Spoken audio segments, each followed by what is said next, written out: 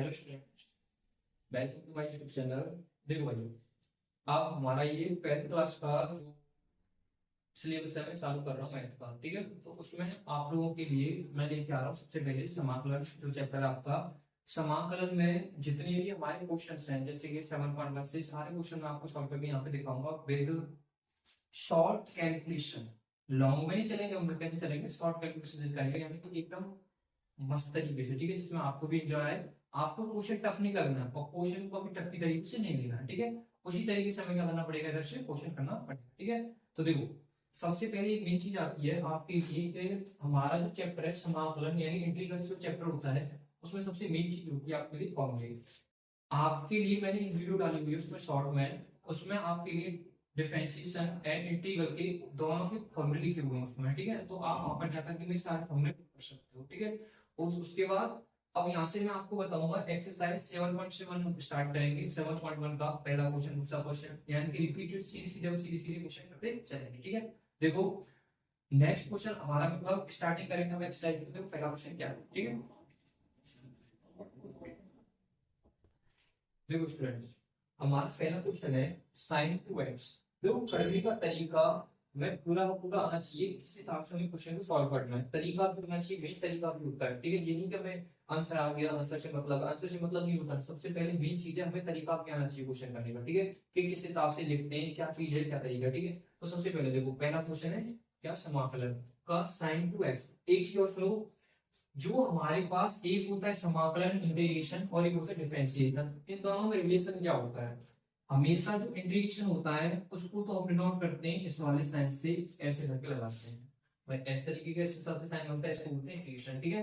Differentiation के लिए क्या लगाते हैं हम लोग, जैसे मैंने बोला कि x की सापेक्ष अवकलन करो, यानी कि मैंने बोल दिया x की सापेक्ष अवकलन, यानी कि अकॉर्डिंग टू x आपको अवकलन करना है। तो पता है, ध्यान रखना, अगर x की हो रहा है तो उसके सामने हमें क्या लगाना पड़ता है, d ओवर dx लगाना पड़ता है। और यहाँ पर ये दोनों के दोनों एक दूसरे कैसे होते हैं, अपोजिट होते हैं, विपरीतमानुपाती होते हैं, एक दूसरे कैसे होते हैं, इनवर्सली होते हैं, ठीक है। यानी ये एक दूसरे कैसे होते हैं, उल्टे होते हैं। जैसे मैंने क्वेश्चन क्या दी, उसका मैंने कहा डिफरेंशिएशन निकालो, फिर मैंने आपसे बोला उसका इंटीग्रेशन निकालो, उसका इंटीग्रेशन वही निकल के आ जाएगा जो पहले पहले थे, ठीक है। देखो यहाँ से कॉन्सेप्ट करेंगे आगे, इस हिसाब से करना है। जैसे मैंने बोला sin 2x दे रखा है, अब इस sin 2x का इंटीग्रेशन, तो सबसे पहले लिखने का तरीका, क्वेश्चन के सामने आपको क्या लगाना है, इंटीग्रेशन लगाना है। यहाँ पे क्या लिख दिया मैंने, sin 2x लिख दिया, और पीछे हमेशा ध्यान रखना, जैसे कि यहाँ पर ये x के अकॉर्डिंग चल रहा है तो पीछे हमें क्या लिखना पड़ेगा, dx। यहाँ पर t लिखा होगा तो पीछे क्या लिखते हैं हम लोग, t लिखते हैं, ठीक है। तो इसका इंटीग्रेशन कैसे करेंगे, सबसे पहले यहाँ से हमें फॉर्मूला पता होना चाहिए कि साइन का इंटीग्रेशन क्या होता है भाई। तो एक चीज याद रखना, साइन का इंटीग्रेशन होता है माइनस का cos x। क्या होता है, माइनस का cos x। अब आपको फॉर्मूला याद होगा तो आप क्वेश्चन कर देंगे। तो मैंने आपको पहले ही बता दिया था कि ये वाले जो फॉर्मूले हैं सारे की सारी मेरी एक शॉर्ट की वीडियो में डले हुए हैं, तो आप उसमें जाकर के देख सकते हो सारे फॉर्मूले, ठीक है। तो मैंने कहा भाई साइन का इंटीग्रेशन कितना हो गया हमारे पास, cos हो गया, क्या हो गया, cos, और मैंने इधर लिख दिया cos 2x। अब यहाँ से हम कहेंगे क्या इसका इंटीग्रेशन हो गया, और ये माइनस हो रहेगा, क्या होता है, माइनस का होता है। मैंने कहा क्या ये इंटीग्रेशन हो गया, नहीं। इसमें जो थीटा में हमारे पास वैल्यू दे रखी है 2x, तो पता है यहाँ पर जो कांस्टेंट है, यहाँ पर वैल्यू जो होती है वो हमेशा किसमें आ जाती है, अपॉन में डिवाइड में आ जाती है, ठीक है। ये हो गया, ये हो गया। अब ये ऐसे लिख दिया, क्वेश्चन में लिखने का तरीका क्या होता है हमारे पास, और एक चीज और ध्यान रखना, प्लस का सी, यहाँ पर कांस्टेंट हमेशा पीछे सी क्यों लगाते हैं हम लोग, सी इसलिए लगाते हैं कि ये कभी भी डिफाइन नहीं है हमारे पास कि इसका इंटीग्रेशन पूरा का पूरा कंप्लीट है, कुछ रह जाता है तो उसके लिए कांस्टेंट लगाते हैं इससे यहाँ पर, ठीक है। यानी कि ये हमारे पास इंटीग्रेशन या पूरा इंटीग्रेशन नहीं होता है।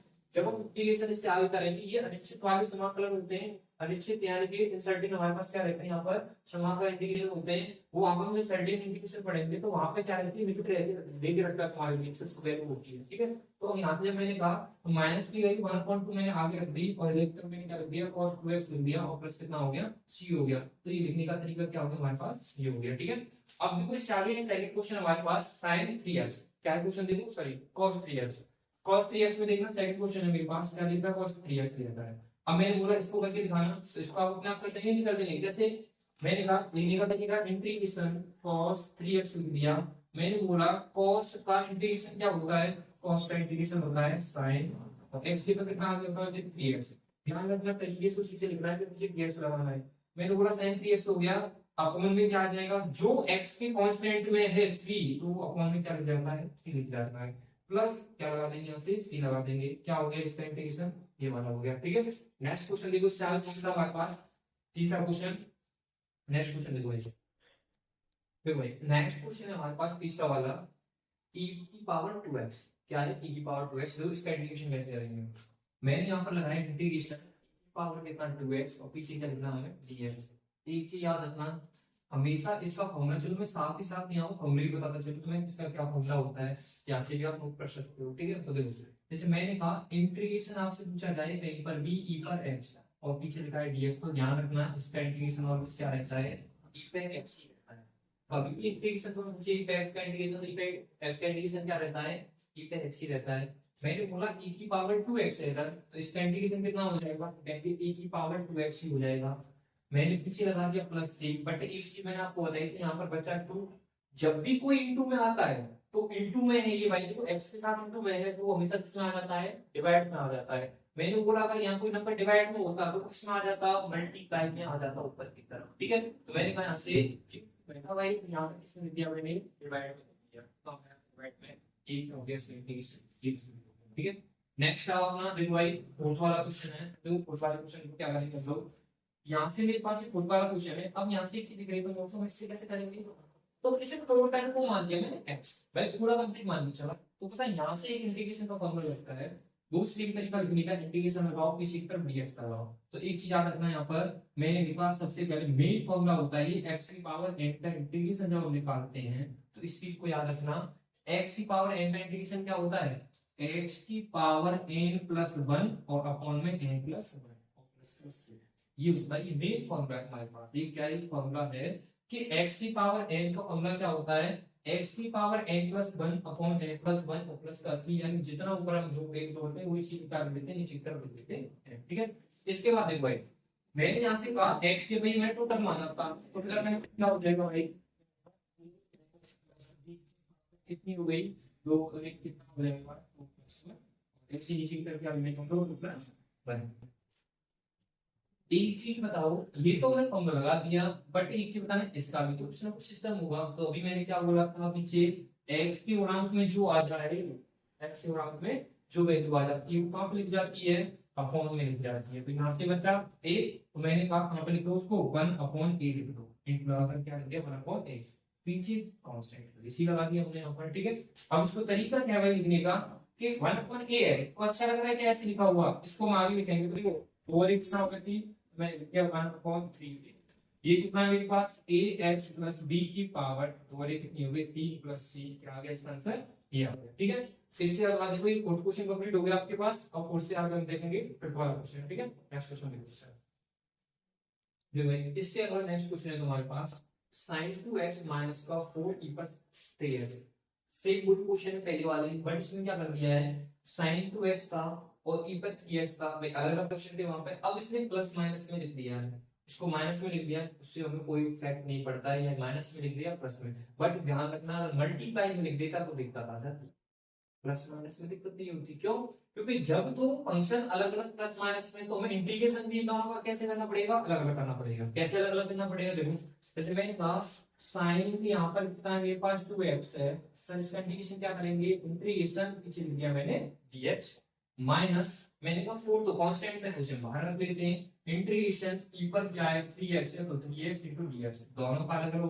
हो गया, इससे कोई दिक्कत नहीं है, कोई दिक्कत नहीं। ठीक है, तो इसके बाद हम कैसे करेंगे, जैसे मैंने बोला sin 2x का इंटीग्रेशन क्या हो जाता है, देखो sin 2x का इंटीग्रेशन हम बताया था मैंने, जब लेफ्ट साइड से निकले ना, इंटीग्रेशन ऑफ sin x क्या रहता है हमेशा माइनस का cos x प्लस c रहता है, क्या रहता है cos x प्लस c। फॉर्मूले वेरी इंपॉर्टेंट रहते हैं, इसमें मैं आपको हर बार बोल रहा हूँ कि फॉर्मूले हमेशा याद रखने चाहिए। ठीक है, अभी तो यहाँ पे चली है, आगे एक्सरसाइज उसमें हमेशा ट्रिग्नोमेट्री के फॉर्मूले कंप्लीट होने चाहिए 11th वाले आपको। ठीक है, तो क्यों, क्योंकि इसमें हमेशा यूज होते रहते हैं, तो हमें आपको देख के पहचानना चाहिए इसमें ये वाला फॉर्मूला लग जाएगा। ठीक है, देखो यहाँ से sin x का इंटीग्रेशन क्या हो गया हमारे पास cos x हो गया माइनस का x के मैंने क्या लिख दिया यहाँ पर 2x लिख दिया, क्या लिख दिया 2x, मैंने कहा यहाँ पर 2x बता दी, बची कौन सी वैल्यू यहाँ पर अभी वही चीज आ गई, आ गई इनटू में क्या है x के में 2 कहाँ पे आ जाएगा, नीचे आ जाएगा। ठीक क्लियर, अब ऐसा नहीं है इसके लिए अलग से सर प्लस लगाओ c, इसके लिए c, भाई दोनों का कांस्टेंट एक ही प्लस c कर देंगे, याद रखिए s इसका इंटीग्रेशन कर चलो प्लस 4 हमने बोला सर e पे x का, अभी तो बताया था मैंने ई पे एक्स का इंटीग्रेशन क्या होता है भाई, ई पे एक्स होता है, क्या होता है, ई पे एक्स होता है प्लस सी, तो सी भी यहाँ पे हो जाएगा, क्या कहेंगे ई पर 3x, और अब एंड में आप रख सकते हो सी, बट एक चीज बताओ ये 3 कहाँ जाएगा भाई, अपॉन में आ जाएगा, क्यों मैंने बताया था नहीं अभी कि इनटू में जो एक्स होता है वहां पे आ जाता है, अपॉन में आ जाता है, डिवाइड में आ जाता है। अब इसके बाद देखना, मैंने कहा इस तरीके से ये ऐसे नहीं लिखना है, कैसे माइनस का एक बटे दो अलग से लिख दो, cos 2x ऐसे लिख दो, प्लस का 4/3 को अलग लिख दो, और e पर 3x अलग लिख दो, प्लस सी, ये हो गया हमारा लिखने का तरीका। ऐसे लिख सकते हो आप, ऊपर भी लिखा हुआ इस तरीके से छोड़ सकते हो, सब सही है आपको पढ़ने की, थोड़ा सा डेकोरेटिव जैसे होते हैं ना, कोई चीज अगर सजा के रखी जाती है तो थोड़ी सी अच्छी लगती है, तो उस हिसाब से आप लोगों को यहाँ पे मैनेज करके चलना है, ठीक है। तो यहाँ पर भी आपको हो गया 5वां वाला क्वेश्चन, 6वां क्वेश्चन देखते हैं, ठीक है। यहाँ से थोड़ा सा आपका क्या बढ़ता जाएगा, टैग थोड़ा सा बढ़ता जाएगा, ठीक है, थोड़ा सा ध्यान रखना। नेक्स्ट क्वेश्चन देखो, इस वाले क्वेश्चन में क्या है तुम्हारा, वाले में सेम क्वेश्चन वही है, सिंपल तरीके से करना है।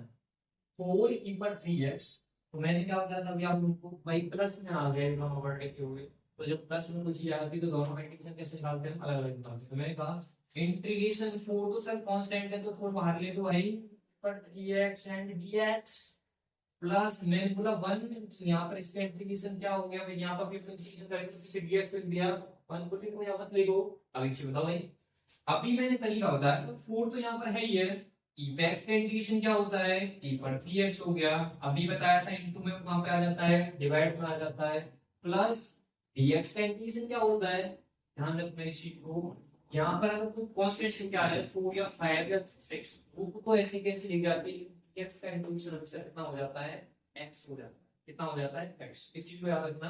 तो यहाँ से हम कहेंगे यहाँ पर कुछ नंबर नहीं है, यहाँ पर क्या लिख जाएगा x और प्लस कर दिया प्लस c, लेकिन थोड़ा सा तरीका अलग है, तो लिखने का तरीका भाई डेकोरेट कैसे कर देंगे, 4/3 और यहाँ पे लिख दिया मैंने e पर 3x plus x plus c, ये हो गया मतलब इंटीग्रेशन 10, ठीक है। तो 6वां क्वेश्चन हो गया। नेक्स्ट क्वेश्चन देखो 7वां क्वेश्चन, ठीक।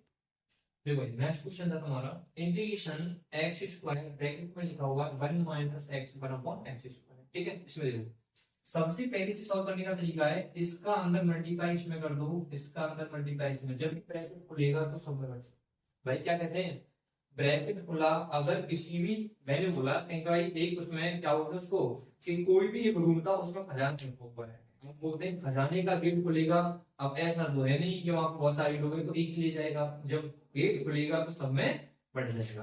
तो मैंने यहाँ पे क्या बोला, मैं यहाँ से ब्रैकेट हटाऊंगा तो ये x² का मल्टीप्लाई इसमें भी होगा और इसमें भी होगा, दोनों में होगा कि नहीं होगा, तो मैंने x² का 1 से मल्टीप्लाई किया तो क्या हो गया x² माइनस, मैंने कहा x² कैसे करूंगा, तो आपको भी दिख रहा है 1 के साथ होगा, तो ये किया x² अपना क्या हो गया x², इसका भी अलग से इंटीग्रेशन, तो पीछे dx लगाओ, इसका भी इंटीग्रेशन dx लगाओ, यहाँ से कुछ दिख नहीं रहा आप लोगों को, x² से x² क्या हो जाएगा, कैंसिल हो जाएगा।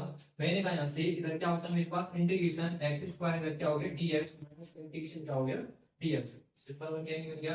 अभी मैंने फॉर्मूला बताया था x², तो अभी मैंने क्या बताया था भाई, x की पावर n का इंटीग्रेशन क्या बताया था मैंने, x की पावर n+1 और अपॉन में क्या हो जाता है n+1 प्लस का c, ये वाला बताया नहीं बताया था, c भी आपको हो जाएगा, हो जाएगा x की पावर n, तो है एक जोड़े तो कितना हो जाएगा 3/3 माइनस का dx कितना हो गया x प्लस कितना हो गया c हो गया, इसका डिवीजन हो गया कि हो गया, समझ में आ रहा नहीं है तो रिपीट करके देख लेना दोबारा सेम वीडियो को, ठीक है। नेक्स्ट क्वेश्चन देखो, इससे 8वां क्वेश्चन देखो, 8वां क्वेश्चन देखो, 8वां क्वेश्चन बोल रहा है ax² प्लस का bx प्लस का c।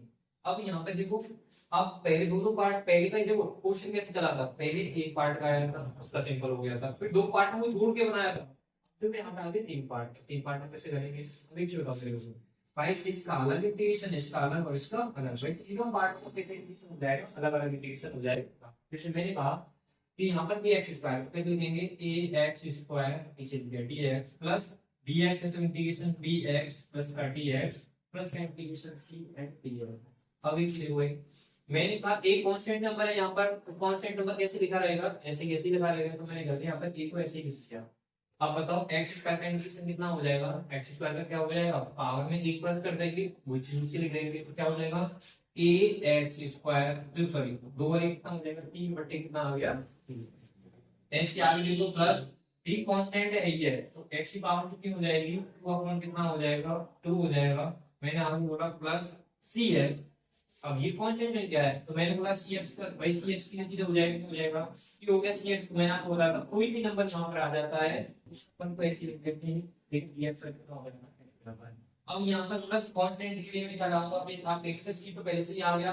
जब जो नंबर इसमें रिपीट हो चुका है, जो चीज हमारे पास रिपीट हो गई तो उसको नहीं लिखना है, मैं क्या करेंगे इधर मैंने दर्शा दूंगा डी सी डैश, क्यों मुझे तो कांस्टेंट दिखाना है, तो मैंने यहाँ पर इसे नाम कर दिया सी डैश से कर दिया। तो इसका आंसर क्या आ गया, ये वाला आपके पास तैयार हो गया सी सी। ठीक है, एकदम सिंपल क्वेश्चन है यहाँ से। ठीक है, इसके आगे देखो भाई नेक्स्ट क्वेश्चन 9 वाला। ठीक है, यहाँ पे इस वाली वीडियो में ओनली हम 10 क्वेश्चन करेंगे, क्योंकि अब इसके बाद आप मुझे बता सकते हो सर हमें एक साथ ज्यादा क्वेश्चन चाहिए, कितने मिनट तक की वीडियो चाहिए आप लोगों को, यानी कि आपको ज्यादा वीडियो लंबी चाहिए या शॉर्ट वीडियो चाहिए, तो मैं आपको इसमें 2 क्वेश्चन और बताऊंगा। ठीक है, 2 क्वेश्चन देखना है इसके बाद। ठीक है,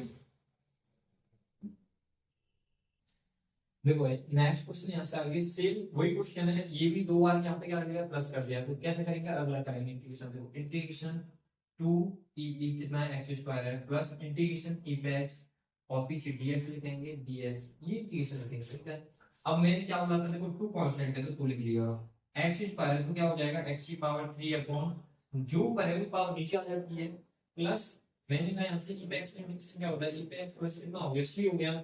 उसके बाद अगर चीज लिखना लिखने का तरीका ये 2 वही आती है, तो इसको कैसे लिख सकते हैं हम लोग 2/3 एक्स क्यूब प्लस का e पे x प्लस कितना हो गया c हो गया। ओके क्वेश्चन, ये सिंपल क्वेश्चन है। ठीक है, x प्लस 10वां क्वेश्चन। ठीक है, देखो ये 10वां क्या कह रहा है, अंडर रूट में x माइनस का 1 अपॉन x स्क्वायर का क्या देगा होल स्क्वायर, और इधर रूट में क्या करना है इसका इंटीग्रेशन करना है। अब सीधे यहाँ से बन रहा है पहले सर अगर आप इसका इंटीग्रेशन करेंगे और यहाँ पर तो 2 चर में x एक साथ है, तो ऐसा तो नहीं कि x की पावर n मान कर दे, नहीं। अब क्वेश्चन को समझना तुम लोगों को, भाई होल स्क्वायर हो रहा है, अगर मैं इसमें a माइनस b का होल स्क्वायर फॉर्मूला लगा देता हूं तो आपको याद होगा वही कि वो छोटा a माइनस b का होल स्क्वायर क्या होता है फॉर्मूला a स्क्वायर प्लस का b स्क्वायर माइनस का 2ab, भाई वाला फॉर्मूला होता है कि नहीं होता है। मैंने कहा यहां से लगाना है वाला फॉर्मूला, इसे a मान दिया इसे b मान दिया, तो क्या हो जाएगा इधर देखो ये बन जाएगा हमारे पास, तो इंटीग्रेशन टोटल का है ये रूट x का स्क्वायर प्लस का 1 अपॉन रूट x का होल स्क्वायर और माइनस का 2 इनटू में कितना रूट x और इनटू में कितना हो गया 1 अपॉन रूट x। भाई ये 2a भी बन गया नहीं बन गया, a माइनस b का होल स्क्वायर 2a भी हो गया यहाँ से। ठीक है, सॉरी x। अब इस देखो रूट x से रूट x कैंसिल हो गया, इससे स्क्वायर से रूट कैंसिल हो जाएगा, स्क्वायर से रूट, क्योंकि हमेशा स्क्वायर से रूट कैंसिल क्यों हो जाता है, क्योंकि रूट का मतलब होता है 1/2, 2 से 2 कैंसिल हो जाता है तो ओनली वही बचेगा जो आपका दे रखा है। मैंने यहां से इंटीग्रेशन क्या बच गया मेरे पास x बच गया, ये बच गया 1/x बच गया, माइनस यहां पर ओनली क्या बच गया 2, इसका मुझे क्या निकालना है इंटीग्रेशन। वही सेम तरीका सर इसमें तो 3 पार्ट जुड़े हुए हैं घटे हुए हैं, क्या करना होगा हमें अलग अलग करना होगा इंटीग्रेशन 3 बार। कैसे करेंगे इंटीग्रेशन x dx प्लस का इंटीग्रेशन 1/x dx माइनस का इंटीग्रेशन 2 dx करेंगे कितना इंटीग्रेशन। तो देखो x का इंटीग्रेशन क्या होता था मैंने अभी बोला था इसकी पावर 1 है, 1 इसमें जोड़ देंगे जोड़ कर आएगी पावर में 1 जाएगा x square upon 2 plus 1 upon x का इंटीग्रेशन क्या होता है याद रखना log x। यहां से मैंने डायरेक्ट क्या लिख दिया इधर आ गया log। ठीक है, आगे देखो माइनस 2 है यहाँ पर 2 और dx का इंटीग्रेशन क्या हो जाता है x हो जाता है, तो यहाँ पे क्या हो जाएगा माइनस का क्या हो जाएगा 2x और प्लस का क्या हो गया c कांस्टेंट लगा दिया, ये हो गया। ठीक है, अब ये देखो भाई ये आपको मैंने 10 का क्वेश्चन करा दिए, अगर नहीं आए समझ में तो देखना उसको रिपीट करके देख लेना, और किसी कोई डाउट पूछ रहे हैं अगर एक्स वाई जेड और कोई भी डाउट है तो नीचे आप कमेंट में लिख सकते हो। ठीक है, उसको मैं क्लियर कर दूंगा। अब आपको एक चीज याद रखनी है यहाँ से कि मेरे को कमेंट में एक चीज बतानी है कि आपकी क्वेश्चन में वीडियो किस हिसाब से बनाऊंगा, जैसे कि बड़ी वीडियो आप चाहते हैं छोटी वीडियो चाहते हैं वो आप मेरे को बता सकते हो। ठीक है, यहाँ से क्वेश्चन आपको चाहिए इस हिसाब से चलते रहेंगे। ठीक है, और इससे आगे अगर कोई डाउट आती है तो आप उसे कमेंट में देना, मैंने आपको फॉर्मूले बता दिए, फॉर्मूले मेरी शॉर्ट वीडियो में वो आपके फॉर्मूले आपको वहां से देखने नोट करने। ठीक है, और फॉर्मूले कंप्लीट करने सबसे पहले फॉर्मूले मेन इसमें। ठीक है, और अगर मेरी वीडियो अच्छी लगती है तो भाई मेरे साथ मेरा सपोर्ट करें एंड लाइक एंड सब्सक्राइब करें मेरे चैनल को।